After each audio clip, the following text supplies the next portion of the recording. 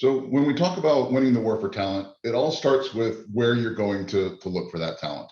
And this is a concept that I call where you fish matters. Now bear with me, I'm going to use a lot of fishing references today, but hopefully it kind of makes the point. But what I mean by this is when we're going out there and we're looking for talent, we have a tendency to fish from the ponds that we're familiar with.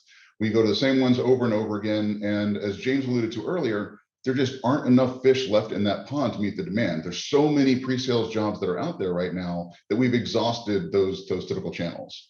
So if we think about kind of the buckets that the talent fall into, you can think of the ponds that you're traditionally going to over and over again as your traditional talent, right? And these are your competitors, your customers, the people that might have been a consultant in a past life.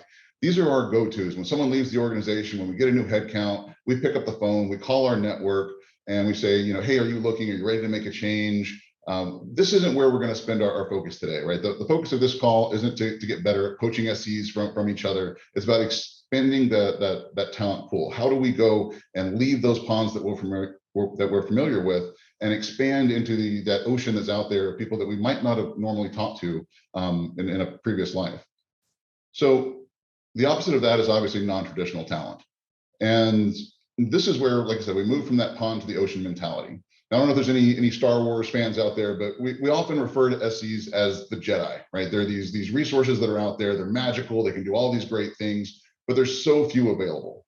And so what do you have to do? You have to find the next generation that have that raw talent, the ambition, but that we can train into that next generation of Jedi or SE in this case, right? So this comes in a lot of different flavors, a lot of different forms, but it's a little more difficult to attract because it's not what we're used to. Now, in my experience, I've seen great SEs come from early in career, people that are looking to make a career transition. I've worked with veterans, worked with people from the service industry, from retail. If you come across somebody out there that can tell a great story, that loves to solve problems and can connect with people, you might just have a future SE on your hands.